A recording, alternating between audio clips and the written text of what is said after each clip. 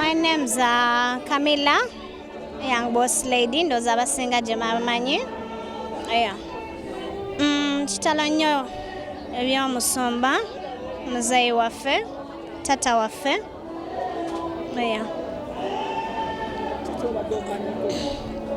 Kyembadde mumanyiko, omuzeeyi abadde muntu w'abantu. Abadde muntu w'abantu, he was a dad to everyone. Abadde muntu waffe nnyo.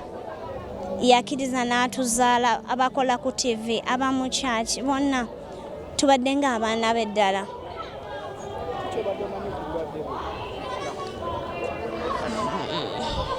I don't know much about that. Kyengenda musobako bambi abadde muntu atuwa omukisa, abadde muntu atusabira, n'ekkubo zonna gye tutambulidde mukisa tugijja wano. Yeah, all the blessings tugijja wa Pastor Yiga to be who we are. Abasinga baze ne bamanya who I am. Mukisa gyavudde wano so that I will be able to be Camilla, young boss lady.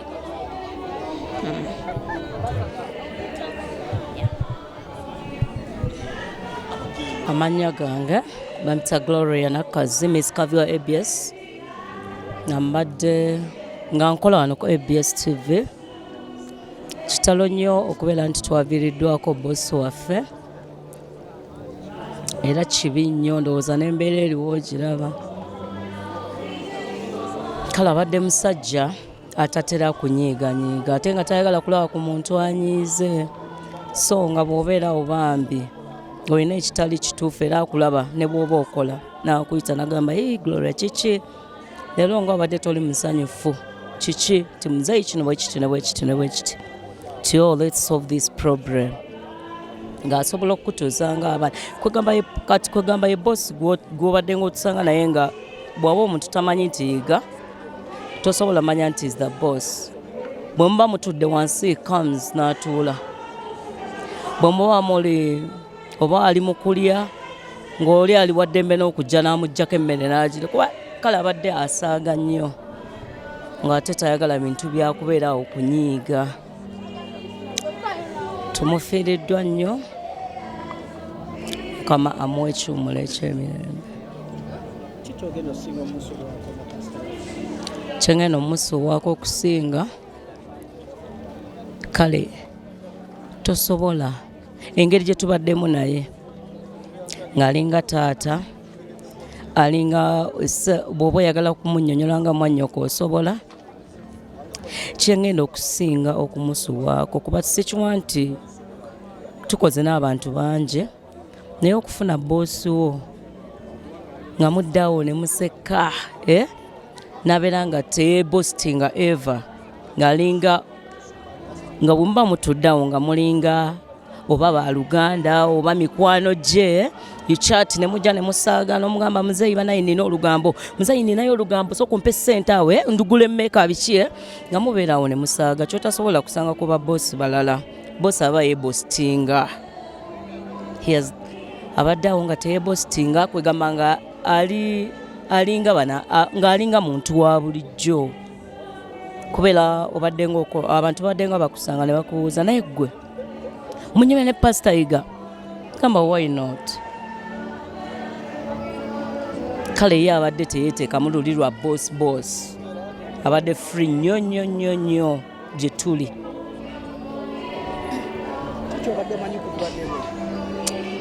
Awo obulwadde bwe yava ekitalya kati simanyi byaddirira awo bwe yavaayo then n'alwalamu awo omusujja twagenda okuddamu okubuuza ne batugamba mbu kibumba, okufa kwonna kuvudde ku kibumba.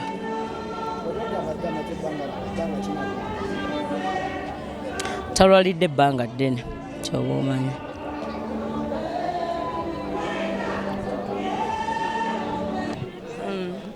Amuyat Edith. My name is Amuyat Edith. Nekirala kyemmanyi ku Pastor Yiga, she was a friend to me. Not even a friend, he was my first boss. Kuba njijukira bulungi, it was 2016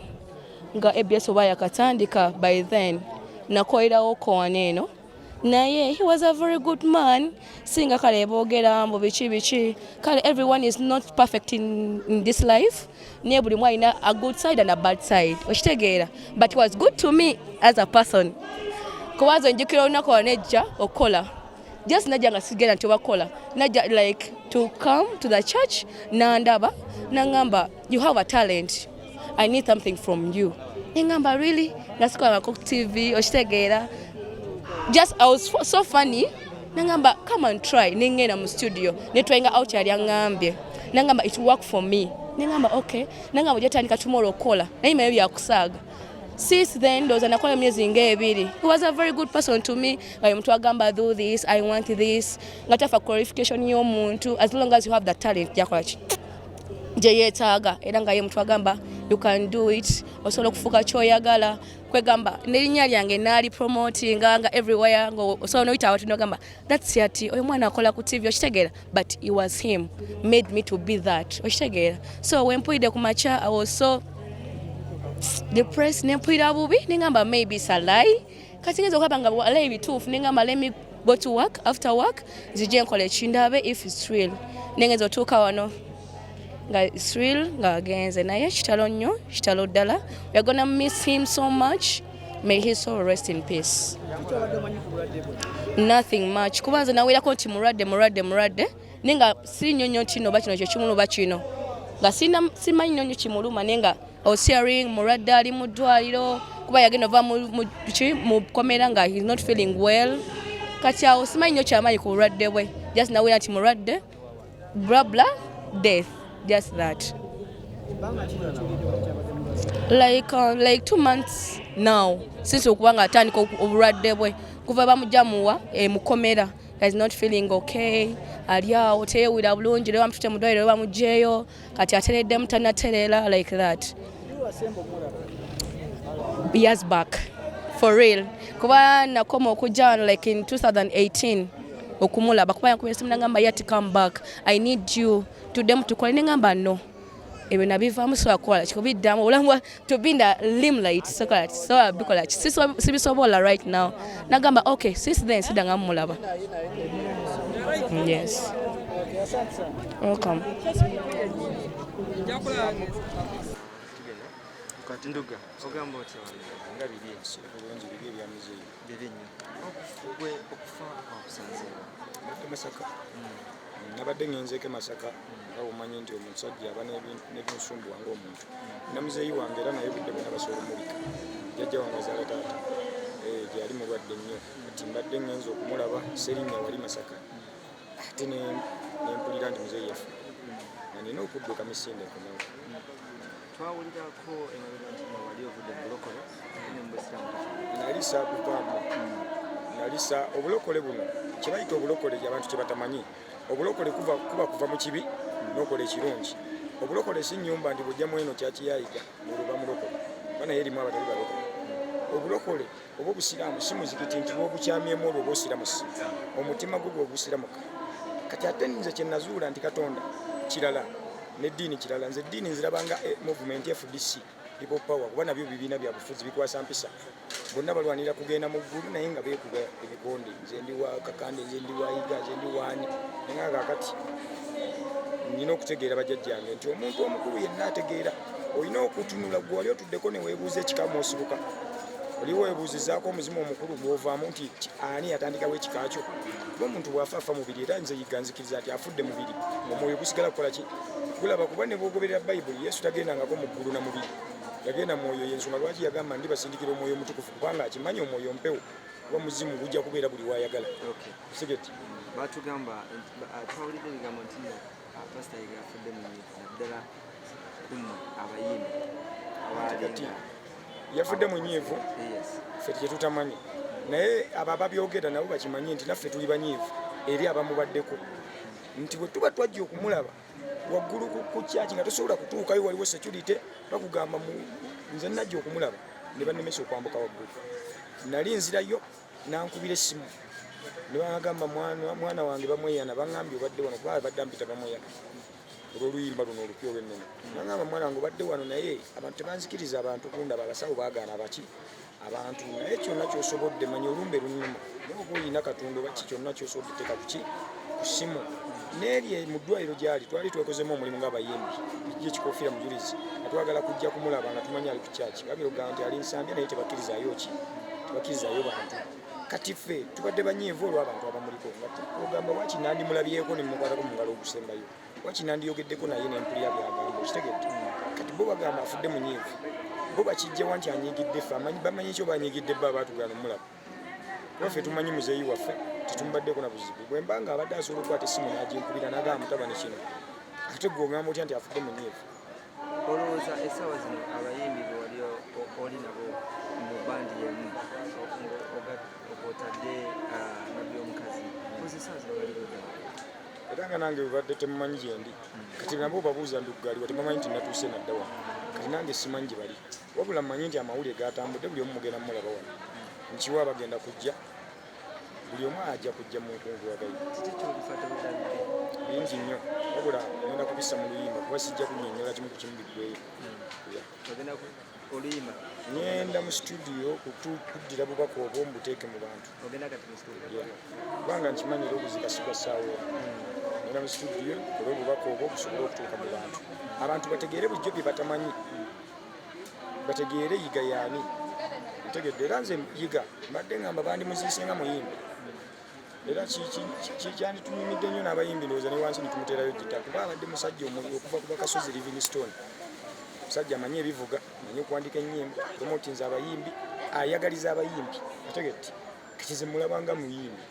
era mbadde newe pasita nga pasita naye nga nze mulaba nga muyimbi kitalo nnyo kitalo ddala ekya muganda waffe ekyamukwano gwaffe pasita Yiga abadde mukwano gwange nnyo abadde muntu wange nnyo era abasinga mwamulaba n'olunaku lwe yampa ebyokulunda nampa ente nampa embuzi nga nnyingi nampa ekiga nga nnyingi mwana kitalokuva mu kunyolwa kibi nnyo nnyo nnyo kibi nnyo nnyini ddala era tusaba mukama ali eyo waggulu alamuza ekisa pasita waffe omulungi amulamuza ekisa abadde musajja waffe abadde musajja ng'adduukirira buli omu bw'ofuna ekizibu yasooka okukubira akasimu owabawo omukolo gwonna yasooka otudduukirira naddala fe abayimbi abadde atubeereddewo nnyo era nsaba katonda ali eyo waggulu alamuza ekisa katonda nannyini byonna eyatonda ensi eyatonda eggulu muganda wange pasita Yiga amulamuze ekisa amazima amanya nze kojja Kimbowa tulina okunyolwa kw'amaanyi nnyo ng'ennaku z'omwezi 26 lwabadde lunaku ssaawa zikyali 5 ennaku olekulu ku Mande nafunye communication okuva mu ddwaliro naye kyetugamba nti essaawa zino bwe tuli byonna byonna ebisigadde tusigalidde tutunuulidde nteekateeka mu kyakuziika kigenda kuziikibwa agenda kuziikibwa atya mitendera ki na buli kimu kyonna kyenjagala okubagamba era kyenjogera kimanyi nti musumba agenda kumala ennaku 5 nga tannaziikibwa olwokuba nti no yakyogerako yenga omuntu nti alina okumalawo ennaku 5 nga tannaziikibwa era tusuubira okubeera nti nebajja kumala ennaku 5 okuva olwaleero alyoka agende nti naziikibwe era tumanyi nti no nga ye kubanga nze kino sikyogera nti nno bakola ki wabula nkyogera ng'omuntu gwengamba nti nali njogedde naye nali mbadde nga njogera naye ng'omuntu yaŋŋamba nti mwami Kimbowa naŋŋamba kojja twali tunyumya myezi nga 2 emabega nali ntudde naye awo mu ddiiro nga tunyumya twali tunyumyemu ku programu ze naŋŋamba nsuubira okubeera nti mu programu zange ngenda kubeera nti nzikwataganya naye kati twava ku kintu kya mutabani we nti bwe nali njogera naye ku kya mutabani we nemugaye nno jengo namugamba nakaseera kano kootabaddeewo infact ngaakava mukubemugamba akaseera kano kootabaddeewo jenga abadde akitamusa nagamba ye kojja kubuulira amazima kirungi nnyo n'obeera n'omuntu nti ne bweba toliiwo ne bwemba ngenze ne bwemba nkoze ntya nagamba ate kojja nze nkubuulira amazima nti bw'obeeranga mu nsi tegekangawooko omuntu gwosobola okubeera nti nolekedde ebintu nemugamba yamusumba ebyo bitegekebwa ng'omuntu gwe ng'omuntu nagamba nze mwami Kimbowa era ne bwemba nga nfudde nina okumala ennaku 5 nga nkyaliwo abantu bange bajje bandabeko n'abagoberezi bange nanga nteera n'ekyokulaba balina kunzika wano ku kyaki yange watajja kukalubiriza nnyo bantu buli muntu yenajje kulaba tusabadde akyogera luno so tumanyi Essaawa zino tuli mu kukwataganya ne looya abadde alina ebiwandiiko bye na buli kimu kyonna so n'abafamire abamu bali mu kujja twambuke twogerezeganye nabo kyemmanyi muno tewali wajja kumenyawo kintu kyayiga kubanga musumba ye muntu abadde ng'ayogera ekigambo kintu wadde abadde asaaga naye ate muntu adde ayogeranga ekigambo kye nga kikakasa. Pastor Yiga sijja kugamba nnyo kino kubanga nze siri musawo naye kye nnamanyako nti natawanyizibwako ekibumba kibadde kimutawaanya n'amawulire ate naddala mu bino nti mukomera ekitabo avaayo kale embeera erimu etyo. Mukwano gwe twandyagadde okumanya Pastor Yiga yavaawa biki ebimukwatako nga ye? Sijja kugamba nnyo nkugambye nze ntandise okulaba Pastor Yiga mu 2015 nti bwe najja wano ku ABS waliwo eyandeeta market ya kati ne tukwatagana. First of all nti nalina interest nene nnyo nga njagala kufuna media yonna gyengulamu shares. Nabeera nti no ate ye nabayinga nnyo ekirowoozo kyange era natandika okubeerawo so kati tubadde mbuno mu kya bizinesi nga buli omu awabula munne nga buli omu asobola mu kya bizinesi nga tusobola okubeerawo ne tuwabulangana nagga nti kino kojja yongeramu kino kojja kola bwoti so nze ku ludda olwange simanyi nnyo birala bimukwata kuwabula kintu ekya bizinesi era bw'oba oyagala kumbuuza nnyo ekinene ombuuza ku paati nga ya ABS gazi kubanga ndi client ku ABS ate era nze omwo oba client simanyiyo client mulala ku ABS ayinza kubeera nga nenkanankana nze omwo ku baclients abalidinga abalala. Tugambe nti gwakyalina obuyinza ku media ye essaawa yakakati? Lwaki nja kyongera kubanga ninaku obudde bungi obwe nasasula head mbulina obudde bwange chance ennungi management enkyankalanyangako nti batokola ki budde bwange era naye bwe yagenza okutukira mbanyaga we yagenza okufiira ndabadde nga ku TV nakola program zange so kuva ku saa 5 ezekiro mbeera kutayinaako buzibu era sijja kugamba nti nokyogera luno nti wali wabaddewo okolunaku nagamba nti atokola nja kutambulira ddala paka 22 mwezi gw'Okumi nkola sikiwa nti no waliwo oko kyonna abantu abasinga obungi badde bagamba nti obadde odiringa n'oli bano basobola okutankalanamu nedda. Tugambe nti ebyobugagga bye bikyaliwa media ye ekyaliwa mu mikono gyo essaawa yakati wetwogerera? Si mu mikono gyange nze ndinako obudde obwange na buli kimu naye nga mmanyi mbuna embeera yonna tujja kukwataganiza wamu naddala ku kya TV n'ebintu ebisigadde. TV mmanyi nti no njagala tuula ne management tulabe embeera bwesobodde. Bakyala Margaret Nakisozi bitibwa Margaret Nakisozi nga nsabira wano Kawaala ewa Musumba Yiga Augustine. Musumba Yiga namusisinkana mu mwaka gwa 2004 nga yakatandika ekkanisa mu Kiwunya. Namusisinkana ne mujoyininga yanyaniriza yankwata bulungi ng'omwana era andeze bulungi ng'omwana. Bwe twava mu Kiwunya nga Mukama atuyimusizza nga Mukama amusitudde twasenguka ne tudda wano e Kawaala nga ku poliisi e Kawaala. Naweereza nga aliawo ku poliisi e Kawaala okumala ekiseera. Mukama n'ayongera n'atuyimusa, Mukama n'ayongera n'amukozesa ebinene, n'amukozesa ebyamagero, n'amukozesa bingi nga kwatadde n'okuyamba abantu ababulijjo, ng'ayamba n'abantu bano abazze okusabirwa, bw'amala okubasabira ate n'amala n'abasigamu. Mukama bwe yatuyimusa ne tujja mu kifo kino, n'agula ekifo kino waliwo we tuli essaawa zino we tuli ekkanisa yaffe weetudde. N'agula ekifo kino ne tuyingira mu mwaka gwa 2010 mu kifo kino era twajaguza twasanyuka okuva mu mwaka gwa 2010 tuli mu kifo kino ng'aweereza ng'akolera bulungi nnyo Katonda nga naffe atuyigiriza omusingi gw'okutya Katonda. Era yatusomesa ebigambo bingi n'atugamba abaana bange mukwatenga bulungi abantu, mwogerenga bulungi n'abantu. Omuntu bw'abanga azze gy'oli tomukaalamukira, yogeranga bulungi n'abantu. Era ne mu bbanga eryo ng'atandise oba okuwulira obubi,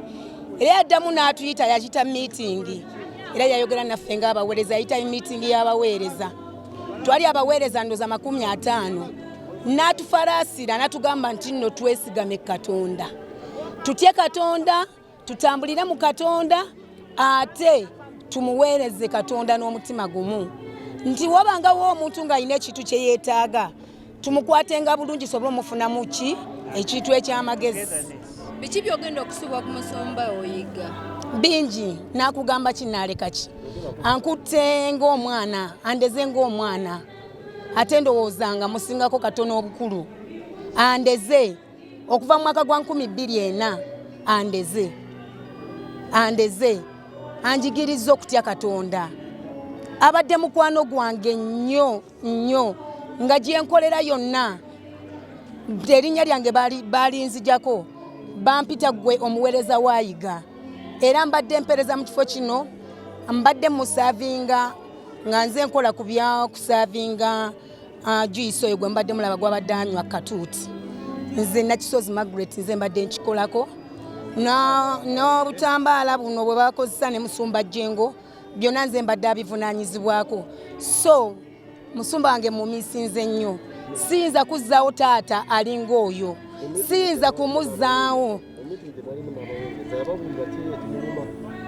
bwe twalimu abaweereza yatufalaasira ng'atubuulirira teyatubuulira kimuluma naye yatuyitanga abaweereza natugamba baana bange njagala mubeere baweereza b'amaanyi nga temulina mutambulira ku musingi gw'okutya Katonda